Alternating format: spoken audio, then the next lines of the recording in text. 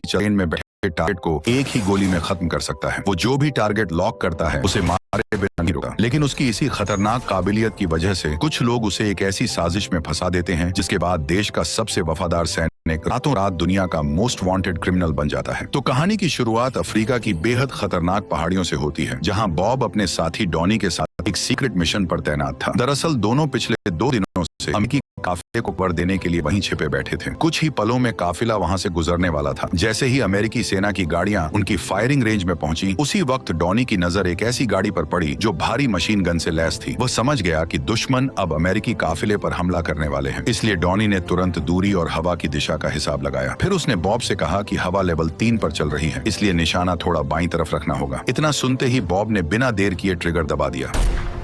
कुछ ही सेकंड में ड्राइवर और मशीन गनर दोनों मारे गए। इसी मौके का फायदा उठाकर सेना का काफिला सुरक्षित वहां से आगे बढ़ने लगा। लेकिन जब दोनों को लगा कि अब मिशन खत्म हो चुका है, तभी बॉब की नजर अचानक पीछे की तरफ गई, जहां बड़ी संख्या में हथियारों से लैस गाड़ियां तेजी से काफिले की तरफ बढ़ रही थीं। ये देखते ही बॉब ने तुरंत अपनी पोजीशन बदली और पहली ही गोली में मशीन गन चला रहे सैनिक को खत्म कर दिया। फिर अगली गोली से उसने गाड़ी के ड्राइवर को मार गिराया। बॉब की निशानेबाजी इतनी खतरनाक थी कि उसकी हर गोली सीधे सिर पर लग रही थी। यह देखकर दुश्मन सैनिक घबरा गए और अपनी गाड़ियों से उतरकर छिपने लगे। लेकिन उन्होंने पीछे हटने के बजाय सीधे जवाबी हमला शुरू कर दिया। उन्होंने भारी हथियारों से पूरी पहाड़ी पर अंधाधुंध बमबारी शुरू कर दी। भले ही उन्हें स्नाइपर्स की सही लोकेशन पता नहीं थी, फिर भी लगातार गिरते गोले अब बॉब और डॉनी के बेहद करीब पहुंचने लगे थे। ये देखकर बॉब समझ गया कि अगर वे ज्यादा देर वहां रुके तो दोनों मारे जाएंगे। इसलिए उसने तुरंत कमांड सेंटर से मदद मांगी और एयर सपोर्ट भेजने को कहा। लेकिन मदद करने की बजाय कमांडर ने साफ ऑर्डर दिया कि रेडियो कनेक्शन काट दिया जाए और उन्हें वहीं उनके हाल पर छोड़ दिया जाए। इसके बाद कमांडर ने तुरंत पूरी लोकेशन खाली करवा दी और मिशन से जुड़े हर सबूत को मिटा दिया। काफी देर तक कोई मदद न मिलने पर बॉब और डॉनी को एहसास हुआ कि उनके साथ धोखा हुआ है। तभी अचानक बॉब ने ऊपर आसमान की तरफ देखा, जहां दुश्मनों का हथियारों से लैस हेलीकॉप्टर तेजी से उनकी ओर बढ़ रहा था। आते ही उसने पहाड़ी पर मौजूद उनकी पोजीशन पर भारी फायरिंग शुरू कर दी। बॉब कुछ कर पाता उससे पहले ही कई गोलियां सीधे डॉनी को जा लगी और वो वहीं मारा गया। अपने सबसे भरोसेमंद दोस्त को आंखों के सामने मरते देख बॉब का गुस्सा फूट पड़ा। उसने तुरंत अपनी भारी बैरेट स्नाइपर उठाई और हेलीकॉप्टर पर लगातार फायरिंग शुरू कर दी। लेकिन शुरुआत की कई गोलियां हेलीकॉप्टर के कमजोर हिस्से को छू भी नहीं पाई। उल्टा उसकी फायरिंग से दुश्मनों को बॉब की लोकेशन पता चल गई और हेलीकॉप्टर सीधे उसकी तरफ बढ़ने लगा। तभी बॉब ने खुद को शांत किया और हेलीकॉप्टर के सबसे कमजोर हिस्से पर निशाना साधा। पीरियड्स का डर हो या स्किन इरिटेशन, कंफर्टेबल होने की एक्टिंग करनी पड़ती है ना।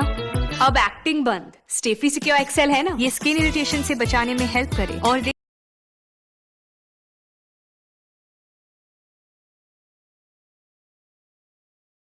Leakage protection. Stayfree secure XL, pad comfortable तो पीरियड्स कंफर्टेबल।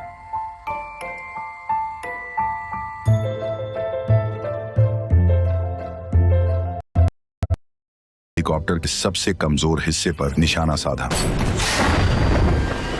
अचानक हेलीकॉप्टर कंट्रोल से बाहर हो गया और उसमें से घना धुआं निकलने लगा। इसी मौके का फायदा उठाकर बॉब किसी तरह वहां से जिंदा भाग निकला। कुछ दिनों बाद वही कमांडर जिसने उन्हें मरने के लिए छोड़ दिया था, एक अनजान स्नाइपर की गोली का शिकार हो गया। लेकिन अपने ही देश से मिले इस धोखे के बाद बॉब पूरी तरह टूट चुका था। इसलिए वो सेना छोड़कर अपने डॉग सैम के साथ पहाड़ों के बीच रहने चला गया। हालांकि बॉब भले ही खून खराबे से काफी दूर निकल आया था, लेकिन किस्मत अब भी उसका पीछा छोड़ने को तैयार नहीं थी। करीब 3 साल बाद एक अमेरिकी सेना का कर्नल उससे मिलने पहुंचा। वह अपने साथ देश का सबसे बड़ा सम्मान माने जाने वाला कांग्रेस मेडल लेकर आया था। लेकिन उससे भी बड़ी बात यह थी कि उसके पास एक ऐसा मिशन था जिसे बॉब आसानी से ठुकरा नहीं सकता था। दरअसल खुफिया जानकारी से पता चला था कि कोई खतरनाक स्नाइपर 3 किलोमीटर दूर से राष्ट्रपति की हत्या करने वाला है। उनका मकसद था कि बॉब अपने एक्सपीरियंस से यह पता लगाया यार किस जगह से हमला कर सकता है। लेकिन डॉनी की मौत के बाद बॉब का सिस्टम से विश्वास उठ चुका था और अब वह दोबारा वही गलती दोहराना नहीं चाहता था। पर ऑफिसर के पास इसका भी एक तोड़ था। उसने बॉब से कहा कि अगर राष्ट्रपति की हत्या हो गई तो पूरी दुनिया के सामने अमेरिका की इज्जत मिट्टी में मिल जाएगी। इसलिए अगर कोई इस हमले को रोक सकता है तो वह सिर्फ बॉब है। ऑफिसर की ये बातें सुनकर बॉब के पास कोई रास्ता नहीं बचा और आखिरकार वह मान गया। सावधानी बरतने के लिए बॉब ने चुपचाप उनकी गाड़ी के इंजन नंबर की फोटो खींच ली। इसके बाद उसने अपनी स्नाइपर निकाली और सामने की पहाड़ी पर एक टिन का डिब्बा रखकर 3 किलोमीटर की दूरी से निशाना लगाया। अगले ही पल गोली सीधे डिब्बे को चीरती हुई निकल गई। इसी के साथ ही साबित हो गया दूरी से राष्ट्रपति की हत्या करना मुमकिन है, लेकिन 3 साल पहले मिले धोखे ने बॉब को बहुत सतर्क बना दिया था। इसलिए रवाना होने से पहले उसने अपनी स्नाइपर की फायरिंग पिन निकालकर छुपा ली, जो आगे जाकर उसके लिए सबसे बड़ा तुरुप का इक्का साबित होने वाली थी। अपने डॉग सैम को दोस्त के पास छोड़ने के बाद बॉब उस शहर के लिए निकल पड़ा जहां राष्ट्रपति का भाषण होने वाला था। वहां पहुंचकर उसने अपने एक्सपीरियंस से तीनों जगहों को बारीकी से परखा और उसने अंदाजा लगाया कि सिर्फ एक ही ऐसी जगह है जहां से स्नाइपर राष्ट्रपति को निशाना बना सकता है, क्योंकि बाल्टीमोर में हवा का फ्लो निशाने को भटका सकता था, जबकि वॉशिंगटन में ऊंची इमारतों की वजह से शूटिंग करना नामुमकिन था। इसलिए हत्यारे के नजरिए से देखा जाए तो फिलाडेल्फिया ही एकमात्र लोकेशन बची थी जो इस पूरे प्लान के लिए फिट थी। यहाँ कम से कम 6 ऐसे पॉइंट थे जहाँ से बिना किसी रुकावट के साफ शॉट लिया जा सकता था। अगर राष्ट्रपति सिर्फ 5 सेकंड के लिए भी रुक जाए तो हाई पावर स्नाइपर उसे आसानी से खत्म कर सकता है। ब्लैक ऑफिसर ने उसके एनालिसिस की काफी तारीफ की और उसे निगरानी की जिम्मेदारी सौंप दी, लेकिन बॉब उन तारीफों में इतना डूब गया कि उसे ऑफिसर के बिछाए जाल का अंदाजा तक नहीं हुआ। जैसा उसने अनुमान लगाया था, वॉशिंगटन और बाल्टीमोर की स्पीच पूरी तरह नॉर्मल रही। अब सबकी नजर सिर्फ आखिरी लोकेशन यानी फिलाडेल्फिया पर थी। ब्लैक ऑफिसर ने बॉब की सलाह मानते हुए पहले ही सारी पोजीशनों पर अपनी टीम तैनात कर दी थी, लेकिन दूर छिपे ऑब्जर्वेशन पॉइंट पर बॉब को कुछ गड़बड़ महसूस होने लगी, क्योंकि स्टेज के चारों तरफ जानबूझकर रिबन लगाए गए थे ताकि हवा की दिशा को समझा जा सके। बॉब उन्हें हटवाने ही वाला था कि तभी ब्लैक ऑफिसर एक अनजान पुलिस वाले को अंदर बुलाया। उसकी हरकतें देखकर बॉब को तुरंत कुछ शक हुआ, लेकिन उसी वक्त प्रेसिडेंट का काफिला मौके पर पहुंच चुका था, इसलिए बॉब ने फिलहाल चुप रहना ही बेहतर समझा। उसे बिल्कुल अंदाजा नहीं था कि चर्च टावर पर उसी वक्त स्नाइपर अपनी राइफल सेट कर चुका था। जब हवा की स्पीड, नमी और राष्ट्रपति की पोजीशन तीनों बिल्कुल परफेक्ट स्नाइपिंग कंडीशन में पहुंच गए, तब बॉब को एहसास हुआ कि यही मौका है असली स्नाइपर की लोकेशन ट्रेस करने का। तभी अचानक स्नाइपर ने टारगेट पर फायर कर दिया।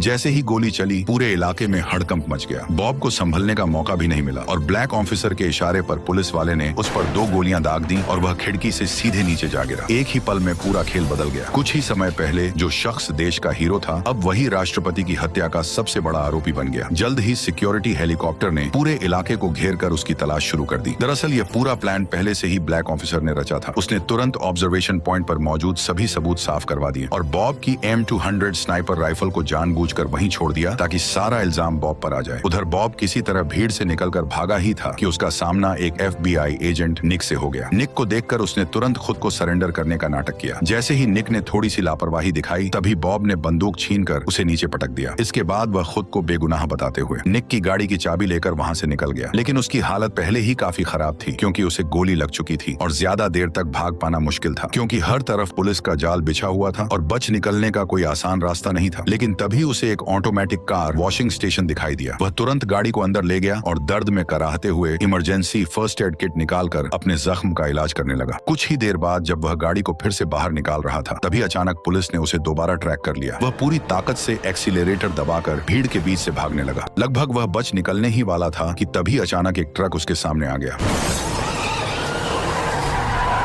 अब चारों तरफ से रास्ते पूरी तरह पुलिस ने बंद कर दिए थे और बॉब के पास भागने का कोई रास्ता नहीं बचा था। इसलिए उसने पुलिस की बरसती गोलियों के बीच गाड़ी को सीधे नदी में उतार दिया।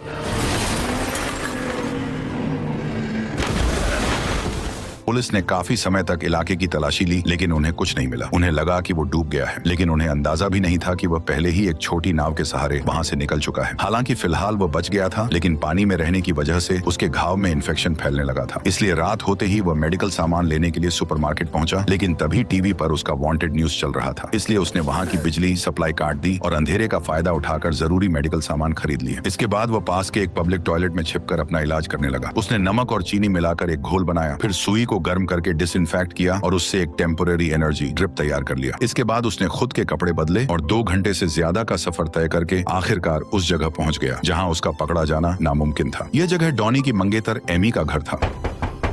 एमी ने उसे देखते ही पहचान लिया कि यह वही आदमी है जिसके पीछे पुलिस लगी है, लेकिन थोड़ी देर सोचने के बाद उसने दरवाजा खोल दिया, पर वो उसे अंदर आने देने से हिचकिचा रही थी। बॉब ने शांत होकर कहा कि उसने राष्ट्रपति को नहीं मारा है। तभी एमी ने उसे बताया कि जिस गोली से हमला किया गया था वह असल में मिस होकर राष्ट्रपति के एक अधिकारी को जा लगी थी और राष्ट्रपति बच गए थे। लेकिन उसके मन में शक अभी भी बना हुआ था कि इस पूरे हमले के पीछे बॉब ही है। फिर बॉब ने एक एक करके उसे पूरी साजिश के बारे में बताया कि कैसे उसे जानबूझकर फंसाया गया था। धीरे धीरे एमी को एहसास होने लगा कि बॉब सच बोल रहा है, इसलिए उसने उसे अपने घर में आने दिया। घर के अंदर आते ही बॉब ने बिना देर किए दवाइयों की एक लिस्ट निकाली और एमी के हाथों में थमा दी। जल्द ही एमी ने लिस्ट के हिसाब से घाव भरने की सारी जरूरी दवाइयां खरीद ली। उधर एजेंट निक को इस केस से जुड़े कुछ ऐसे सुराग मिल चुके थे जिन्हें उसने पहले नजरअंदाज कर दिया था। हालांकि उसे सबसे ज्यादा हैरानी इस बात की थी कि जो शूटर 3 किलोमीटर दूर से चलती ट्रेन के अंदर बैठे आदमी को मार सकता है, उसे केवल 2 किलोमीटर दूर मौजूद टारगेट कैसे मिस हो गया, और यह भी कि घटना के 12 मिनट बाद ही फॉरेंसिक टीम को इतनी जल्दी स्नाइपर की पोजीशन कैसे पता लग गई। अब निक को पूरा यकीन हो चुका था कि इस पूरे केस में कुछ बड़ी गड़बड़ है। वो उस पुलिस अफसर से मिलकर सच जानना चाहता था जिसने मार्क को गोली मारी थी, लेकिन तभी उसे पता चला कि वह अफसर पिछली रात ही मारा जा चुका है। यह सुनकर निक का शक और भी गहरा हो गया। इसके बाद वह उन सभी जगहों की जांच करने लगा जहां से राष्ट्रपति को निशाना बनाया गया था। इसी दौरान उसे चर्च के टावर पर शक हुआ। ऊपर चढ़ते ही उसने फर्श पर बने 3 छोटे छेद देखे जो अमेरिकी स्नाइपर राइफल के पैटर्न से पूरी तरह मैच कर रहे थे। अब निक समझ चुका था कि हमला बॉब की राइफल से नहीं हुआ था। असल में असली गोली अमेरिकी स्नाइपर राइफल से चलाई गई थी। इसी दौरान एमी की देखभाल में बॉब की हालत धीरे धीरे बेहतर होने लगी थी, लेकिन किसी और को नुकसान न पहुंचे इसलिए उसने वहां से निकलने का फैसला कर लिया। तभी न्यूज में निक की खबर देखकर उसके दिमाग में खुद को बेगुनाह साबित करने का एक नया तरीका आया। उसने एमी को एक इन्फॉर्मर की तरह बॉब के पास भेजा और साथ ही उसे वो फोटो भी दी जिसमें ब्लैक ऑफिसर की कार का इंजन नंबर साफ दिख रहा था। लेकिन असल में यह सब बॉब की तरफ से एक टेस्ट था। वो देखना चाहता था कि क्या निक भी ब्लैक ऑफिसर से मिला हुआ है। लेकिन जैसे ही उसने फोटो अपनी जेब में रखी तभी उसका शक दूर हो गया। ठीक उसी पल एमी रेस्टोरेंट से बाहर निकल आई। जैसे ही बॉब देखा कि एमी सुरक्षित गाड़ी में बैठ गई है, तभी अचानक FBI ने बॉब को रोक लिया और पूछताछ शुरू कर दी। एक्सक्यूज मी सर, क्या मैं आपकी आईडी देख सकता हूँ? बॉब अच्छी तरह जानता था कि ID कार्ड स्कैन होते ही उसका राज खुल जाएगा, इसीलिए उसने मौका मिलते ही गर्म कॉफी एक ऑफिसर के चेहरे पर फेंक दी और दूसरे के साथ लड़ाई शुरू कर दी। तभी एक पुलिस डॉग ने उसके हाथ पर हमला कर दिया जिसकी वजह से वह जमीन पर गिर पड़ा। फिर भी उसने किसी तरह दोनों ऑफिसरों को बेहोश किया, उनका वॉकी टॉकी उठाया और वहां से भाग निकला। लेकिन उन्हें नहीं पता था कि यह सब पहले से बॉब की प्लानिंग का हिस्सा था। अगर निक सही रास्ता चुनकर इंजन नंबर को इंटरनल सिस्टम में डालता तो ब्लैक ऑफिसर तुरंत उसकी लोकेशन ट्रेस कर लेता, और ठीक वैसा ही हुआ। बॉब के पास मौजूद वॉकी टॉकी का IP एड्रेस और निक की लोकेशन एक ही जगह दिख रही थी। यह देखकर ब्लैक ऑफिसर को यकीन हो गया कि निक और बॉब साथ काम कर रहे हैं। असल में बॉब यही चाहता था ताकि असली दुश्मन खुद बाहर निकल आए, और जैसा सोचा था ठीक वैसा ही हुआ। अगले दिन निक को कुछ गुंडों ने बीच सड़क से किडनैप कर लिया। उन्होंने उसे बुरी तरह टॉर्चर किया। इसके बाद उसे एक खास सेटअप में बांधकर आत्महत्या जैसा सीन बनाने की कोशिश की गई। जैसे ही ट्रिगर दबने वाला था तभी अचानक बॉब की गोलियों ने सभी गुंडों को वहीं ढेर कर दिया। जान बचने के बाद भी निक लगातार बॉब को सरेंडर करने के लिए समझाता रहा। उसने कहा कि अगर बॉब सरेंडर कर दे तो वह अदालत में उसके लिए गवाही देने को तैयार है। लेकिन बॉब जानता था कि पूरा सिस्टम आपस में मिला हुआ है, इसीलिए उसे समझ आ गया था कि यह लड़ाई उसे अकेले ही लड़नी होगी। उधर निक को भी एहसास हो गया था कि सच जानने के बाद उसकी जान भी खतरे में है, इसलिए उसने बॉब का साथ देने का फैसला कर लिया। असली हत्यारे तक पहुंचने के लिए वह एक रिटायर्ड गन एक्सपर्ट से मिलने निकल पड़ा। उस बुजुर्ग की जानकारी के मुताबिक 3 किलोमीटर की दूरी से सटीक निशाना लगाने वाले दुनिया में बहुत कम लोग हैं। बॉब के अलावा सिर्फ जैकल ही ऐसा शूटर था जो ऐसे बेहतरीन निशाने लगा सकता था। लेकिन अब उसने ऐसे मिशन लेने छोड़ दिए हैं जब उन्हें उस हत्यारे के बारे में कोई जानकारी नहीं मिली। तभी अचानक बूढ़े ने उस आखिरी स्नाइपर का नाम बताया जो इतने खतरनाक मिशन को अंजाम दे सकता था। जिस आदमी के बारे में बूढ़ा बता रहा था उसका नाम मिकाइलो था। ये नाम सुनते ही बॉब के दिमाग में सब कुछ जुड़ने लगा। उसे तुरंत वह लंगड़ा आदमी याद आया जो ब्लैक ऑफिसर के साथ उसके घर आया था। तभी अचानक उसे पूरी सच्चाई समझ आ गई कि असली स्नाइपर कोई और नहीं बल्कि वही लंगड़ा आदमी है। सच पता चलते ही निक ने एक पब्लिक फोन से FBI को कॉल किया और उस लंगड़े की लोकेशन हासिल कर ली। लोकेशन मिलते ही दोनों तुरंत अमेरिका के एक सुपरमार्केट पहुंचे और वहां से कुछ केमिकल्स खरीद लाए। बॉब ने अपनी जबरदस्त ट्रेनिंग से उन्हें घातक बमों में बदल दिया। पूरा प्लान तैयार होने के बाद दोनों लंगड़े के घर के पास पहुंच गए। निक बाहर निगरानी करने लगा जबकि बॉब अंदर घुस गया। उसने चुपचाप पूरे इलाके में विस्फोटक लगा दिए और गार्ड्स को एक एक करके खत्म कर दिया। लेकिन जैसे ही वह कमरे में दाखिल हुआ तभी लंगड़ा उसे देखकर बिल्कुल भी नहीं घबराया। गुस्से में बॉब ने उससे पूछा कि वह राष्ट्रपति की हत्या क्यों करना चाहता था। तभी वह लंगड़ा आदमी बिल्कुल शांत होकर बोला कि असल में उसका निशाना राष्ट्रपति नहीं बल्कि वही अधिकारी था जो उस हमले में मारा गया था। उसने बताया कि करीब 3 साल पहले इथियोपिया के एक गांव में भारी मात्रा में निकले तेल को ब्लैक ऑफिसर गैरकानूनी तरीके से बेच रहा था। लेकिन जब गांव वालों ने इस सौदे का विरोध किया तब उसने गुस्से में आकर पूरे गांव के लगभग 400 निर्दोष लोगों को बेरहमी से मरवा दिया। उस वक्त बॉब जिन सैनिकों को कवर दे रहा था वे असल में उन्हीं गांव वालों का कत्ल करने वाले भाड़े के सैनिक थे, और भाषण देने वाला वह अधिकारी सिर्फ इसलिए मारा गया क्योंकि वह इस खूनी सच्चाई को पूरी दुनिया के सामने लाना चाहता था। ठीक उसी वक्त पूरे इलाके को भारी हथियारों से लैस स्पेशल फोर्स ने घेर लिया। लंगड़ा समझ गया कि अब उसे भी बलि का बकरा बना दिया गया है, इसलिए उसने मरने से पहले बॉब को एक बात और बताई, तुम्हारी गर्लफ्रेंड उनके पास है। इसके तुरंत बाद उसने खुद को गोली मारकर खत्म कर लिया। अब बॉब भी वहां से निकलने की तैयारी करने लगा, लेकिन तब तक दुश्मन अंदर घुस चुके थे। हालांकि बॉब ने फुर्ती दिखाते हुए 2 सैनिकों को तुरंत ढेर कर दिया। उधर बाहर मौजूद निक स्नाइपर कवर देने ही वाला था, लेकिन दुश्मनों ने पहले ही पूरे रास्ते बंद कर दिए। ये देखकर बॉब ने बिना सोचे निक को बम उड़ाने को कह दिया।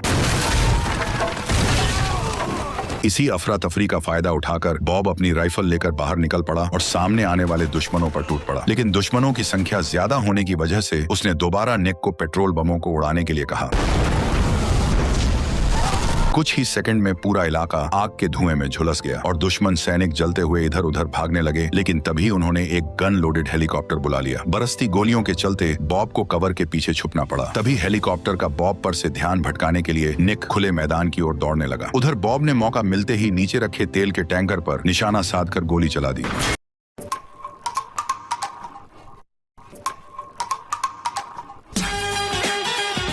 Get up to 65% off on your favorite international brands. Only on Myntra's end of season sale. Shop now.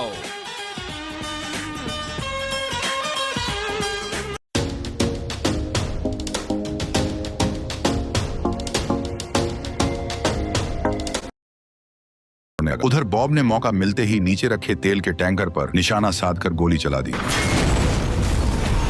सिर्फ एक गोली से उसने पूरे हेलीकॉप्टर को हवा में ही उड़ा दिया। लेकिन वक्त कम होने की वजह से दोनों तुरंत वहां से भाग निकले। सुरक्षित जगह पहुंचने के बाद बॉब ने ब्लैक ऑफिसर को कॉल किया। उसने बताया कि उसके पास लंगड़े की रिकॉर्डिंग है। अगर वह नहीं चाहता कि दुनिया को उसकी काली करतूत के बारे में पता चले तो उसे एमी को सही सलामत वापस लाना होगा। ब्लैक ऑफिसर कोई रिस्क नहीं लेना चाहता था, इसलिए वह रिकॉर्डिंग के बदले लड़की को छोड़ने के लिए तैयार हो गया। सेफ्टी के लिए बॉब ने मुलाकात की जगह बर्फीली पहाड़ियों को चुना। जैसे ही हेलीकॉप्टर वहां उतरा तभी बॉब भी सामने आ गया। लेकिन अगले ही पल एक छिपे हुए स्नाइपर ने उस पर फायरिंग कर दी। दरअसल दुश्मनों ने पहले से ही पूरी पहाड़ी पर स्नाइपर्स बिठा रखे थे। उधर चालाक ब्लैक ऑफिसर खुद को जीतता हुआ समझकर मुस्कुराने लगा, लेकिन तभी अचानक उसका स्नाइपर एक गोली लगते ही मारा गया। हालांकि चौंकाने वाली बात यह थी कि जिसे सब मरा हुआ समझ चुके थे वही बॉब दोबारा खड़ा हो गया। यह नजारा देखकर दोनों हैरान रह गए, लेकिन उन्हें क्या पता था कि जिसे गोली लगी थी वह असल में बॉब नहीं बल्कि बुलेट प्रूफ जैकेट पहने निक था। असल में निक को जानबूझकर चारे की तरह इस्तेमाल किया गया था ताकि बॉब दुश्मन स्नाइपर की लोकेशन पकड़ सके। एक और स्नाइपर को खत्म करने के बाद बॉब की नजर सामने वाली पहाड़ी पर बैठे दूसरे स्नाइपर पर पड़ी। जैसे ही उसने अपनी दूरबीन हल्की सी हिलाई, उसी पल उसकी छिपी हुई जगह सामने आ गई।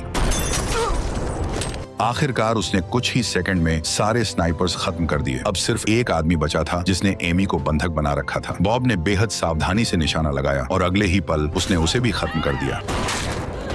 सभी दुश्मनों को मारने के बाद ही बॉब आखिरकार छिपने की जगह से बाहर आया। लेकिन इतना सब होने के बावजूद उसने ब्लैक ऑफिसर पर गोली नहीं चलाई, क्योंकि अगर वो ऐसा करता तो वो फिर कभी अपनी बेगुनाही साबित नहीं कर पाता। दूसरी तरफ एमी ने उन दिनों काफी टॉर्चर झेला था। इसी गुस्से में उसने बंदूक उठा ली और गुंडे पर अंधाधुंध गोलियां बरसानी शुरू कर दी। कुछ ही देर में FBI के हेलीकॉप्टर वहां पहुंच गए। तभी अचानक बॉब ने उस रिकॉर्डिंग में आग लगा दी, क्योंकि उस रिकॉर्डिंग का सच अगर दुनिया के सामने आ जाता तो अमेरिका की इज्जत मिट्टी में मिल जाती। मकसद पूरा होने पर ब्लैक ऑफिसर आराम से हेलीकॉप्टर में बैठकर वहां से निकल गया। उधर बॉब को सीधे FBI की कस्टडी में ले लिया गया। हालांकि निक की लगातार कोशिशों की वजह से उसे तुरंत दोषी नहीं ठहराया गया, बल्कि उसे गवाही देने का मौका दिया गया। सुनवाई के दौरान निक ने हाथ मिलाने के बहाने चुपके से बॉब को एक गोली पकड़ा दी। जज के सवालों पर बॉब ने झूठ बोलने की कोशिश नहीं की। उसने मान लिया कि M200 स्नाइपर राइफल उसी की है। लेकिन तभी उसने अचानक बंदूक लोड की और सीधे ब्लैक ऑफिसर पर निशाना साध दिया। यह नजारा देखते ही काले आदमी का चेहरा डर से और काला पड़ गया, लेकिन ट्रिगर दबने के बाद भी गोली नहीं चली। दरअसल बॉब की आदत थी कि वह हर मिशन के बाद अपनी फायरिंग पिन निकाल देता था। ऊपर से देखने पर बंदूक बिल्कुल नॉर्मल लगती थी, लेकिन असल में उससे गोली चल ही नहीं सकती थी। इसी से साबित हो गया कि बॉब चर्च में हुई हत्या का दोषी नहीं है। सच सामने आते ही ब्लैक ऑफिसर ने खुद को इस मामले से अलग करने की कोशिश की, लेकिन तभी निक ने एक फाइल निकाली जिसमें ब्लैक ऑफिसर के अफ्रीका में किए गए सारे काले करतूत के सबूत मौजूद थे। पर इतने सबूतों के बावजूद भी इंटरनेशनल क्राइम अमेरिकी कानून के दायरे में नहीं आते थे, इसलिए चाहकर भी ऑफिसर उसे गिरफ्तार नहीं कर सका। उधर अदालत ने बॉब को पूरी तरह बेगुनाह घोषित कर दिया, लेकिन बाहर निकलने से पहले जज खुद बॉब के पास आया और बोला कि मैं उसका कुछ नहीं कर सकता, लेकिन तुम उसके साथ जो चाहो वो कर सकते हो। जज का इशारा मिलते ही बॉब सब समझ गया कि अब उसे क्या करना है। उसी रात शहर से दूर एक आलीशान बंगले में ब्लैक ऑफिसर और ब्रुक अपनी जीत का जश्न मना रहे थे। वे नशे में इतने डूबे हुए थे कि उन्हें जरा भी अंदाजा नहीं था कि उनका आखिरी समय शुरू हो चुका है। जैसे ही ब्लैक ऑफिसर सोफे से उठा, तभी एक गोली उसके गले को चीरते हुए निकल गई। यह देखकर वहां मौजूद शेरिफ शेरिफ डर के मारे एक कोने में छिप गया और अपनी जान की भीख मांगने लगा। लेकिन बॉब अब उसकी एक भी बात सुनने के मूड में नहीं था।